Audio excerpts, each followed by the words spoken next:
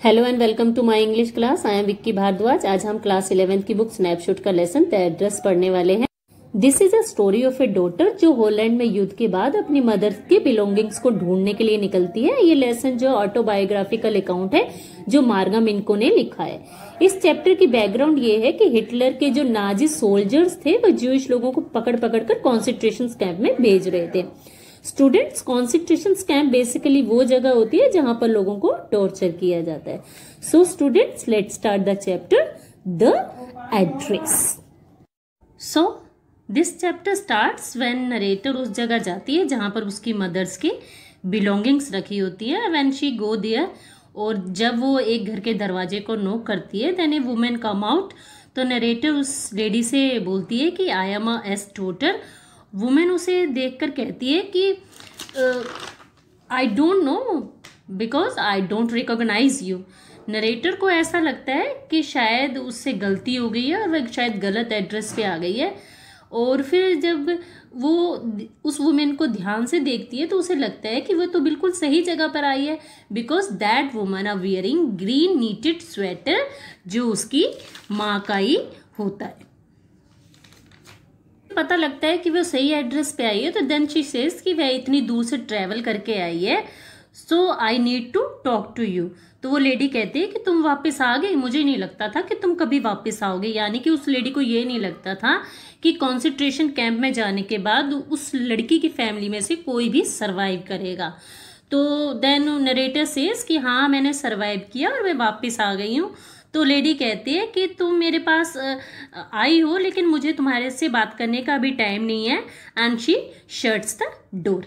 Narrator को ये बात जो है बहुत ज़्यादा बुरी लगती है कि वह इतनी दूर से आई है and she wants only take her belongings back. The narrator back to the station. और नरेटर फिर वो सारी बातों को रिकॉल करती है कि कुछ साल पहले जब वो घर आई थी तो उसने ये देखा था कि उसके घर की जो चीज़ें हैं वो मिसिंग हो रही है। उसने अपने रूम में भी देखा कि उसकी काफ़ी सारी जो चीज़ें हैं मिसिंग हो रही हैं। तो इस बारे में उसने अपनी मदर से बात की। तो उसकी मदर कहती है कि हो सकता है कि उनके फैमिली को जो है कॉन्सेंट्रेशन कैंप में भेज दिया जाए। तो उसकी मदर ने ये डिसाइड किया है कि जितना भी वैल्यूएबल सामान है वो मिसेस डॉर्लिंग को दे देंगी। अब ये मिसेस डॉर्लिंग वही लेडी है जिसके घर पर नरेटर अभी गई थी। और मिसेस डॉर्लिंग नरेटर की मदर के घर जो है काफ़ी पहले से आना जाना था। और मिसेस डॉर्लिंग ने ही नरेटर की मदर को कहा था कि उसके घर में जितना भी वैल्यूएबल सामान है वो उसके घर में रखवा दे, और जब भी वो कॉन्सेंट्रेशन कैंप से वापस आए तो वो अपनी बिलोंगिंग्स वापस ले लें। तो उसी समय नरेटर को जो है शक होने लगा था कि she was not able to trust that woman.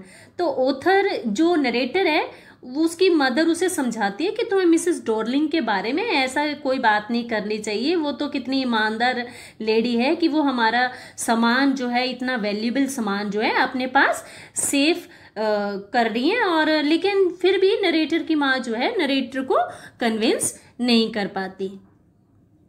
जब ट्रेन में बैठती है, she recalls the face of Mrs Darling, और सोचती है कि एक दिन जब वह अपने घर से नीचे आ रही थी तो उसने देखा था कि मिसेस डॉर्लिंग जो है was carrying a heavy bag, और उसमें बहुत सारी क्रोकरी भी थी।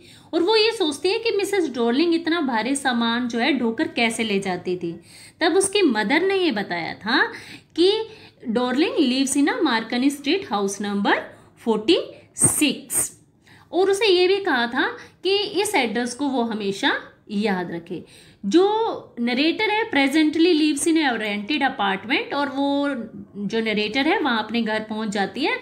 और वो ये सोचती है कि ये सारी चीज़ें तो हमारी थी, हमारी बिलोंगिंग्स तो वापस आनी चाहिए। And why Mrs Dorling keeping everything belongs to us. जबकि मिसेस डॉर्लिंग ने मेरी मदर को प्रॉमिस किया था कि भाई ये सारी चीज़ें वो वापस कर देगी। नरेटर का जो फर्स्ट टाइम मिसेस डॉर्लिंग से मिलना था वो अनसक्सेसफुल रहता है, and Mrs Darling did not treat her properly, and she decide कि वो अब दोबारा जो है उसके घर जाएगी और अपनी बिलोंगिंग्स को वापस मांगेगी। डॉर्लिंग की डॉटर नरेटर से कहती है कि मेरी माँ जल्दी ही आ जाएगी और नरेटर को चाय के लिए पूछती है और जल्दी ही मिसेस डॉर्लिंग की डॉटर जो है नरेटर के लिए फिर वो चाय ले आती है। टी पोट पर जो लिड होती है वो गोल्डन, उस पर जो है गोल्डन बॉर्डर होता है और जब मिसेस डॉर्लिंग की डॉटर एक बॉक्स खोलती है तो उसमें से फिर वो स्पून निकालती है। नरेटर जो है उसकी बड़ी प्रेज करती है। तब मिसेस डॉर्लिंग की डॉटर जो है हंसती है और कहती है कि my mother said that it was the antique. और कमरे के चारों तरफ वो इशारा करते हुए कहती है कि ऐसी बहुत सारी वैल्यूएबल थिंग्स हैं जो हमारे घर में। नरेटर जानते हैं कि मिसेस डॉर्लिंग की डॉटर किन चीज़ों के बारे में बात कर रही है। नरेटर जो है टेबल पर रखी हुई चाय को देखती रहती है और रिकॉल करती है कि एक बार जब नरेटर की माँ ने नरेटर से पूछा था कि वह चांदी के बर्तनों में पॉलिश करने में उसकी हेल्प करेगी, क्योंकि उस समय जो नरेटर बीमार होती है और वो इस वजह से वो घर पर ही होती है। तो नरेटर जो है अपनी माँ से हैरानी से पूछती है कि भाई चांदी के बर्तन, तो उसकी माँ जवाब देती है कि चांदी के बर्तन जो हैं चम्मच, कांटे, नाइफ्स।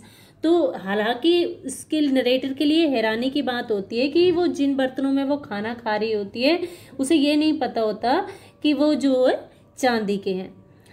डॉर्लिंग की जो डॉटर है हंसती है और नरेटर से पूछती है कि मैं शर्त लगाकर पूछती हूँ तुमसे कि क्या तुम जानती हो कि हम किन बर्तनों में खाना खाते हैं। और वो साइन बोर्ड की तरफ जाती है और उसमें एक ड्रॉर खोलती है और नरेटर देखती है कि उसमें जो है वो है कटलरी का जो है सामान उस ड्रॉर में होता है। नरेटर जो है एकदम से उठती है और कहती है कि मुझे अब जो है गाड़ी जो है मुझे पकड़नी है। मिसेस डॉर्लिंग की डॉटर कहती है कि तुम मुझे मेरी मदर का वेट नहीं करोगी, उनके आने तक तुम नहीं रुकोगी। तो नरेटर कहती है कि नहीं मुझे जाना है और नरेटर जो है फिर वहाँ से उठकर जो है अपने गलियारे में पैसेज तक आ जाती है। अब जब वो गलियारे तक आती है तो वो गलियारे में she heard the sound of jingling of spoons and forks. फिर वो जो है सड़क के एक कोने में जाकर नरेटर जो है मार्कनी स्ट्रीट की नेम प्लेट देखती है और पता बिल्कुल सही होता है और अब वो इस एड्रेस को बिल्कुल भी याद नहीं रखना चाहती, क्योंकि वह सोचती है कि ये सब चीज़ें जो है ये सब चीज़ें उससे छूट गई है, उससे उनका अब कोई लिंक नहीं रहा है और ये सब चीज़ें अब अपनी जो है इम्पोर्टेंस को खो चुकी हैं। और नरेटर सोचती है कि वे एक वैसे ही बहुत छोटे से किराए के कमरे में रहती है जहाँ दीवारें तक काली पड़ गई हैं और उस कमरे में सिर्फ एक मेज भर रखने की जगह है, तो वहाँ पर ही वह इस सारे सामान को ले जाकर क्या करेगी। Then she decide to forget that address. Thank you student.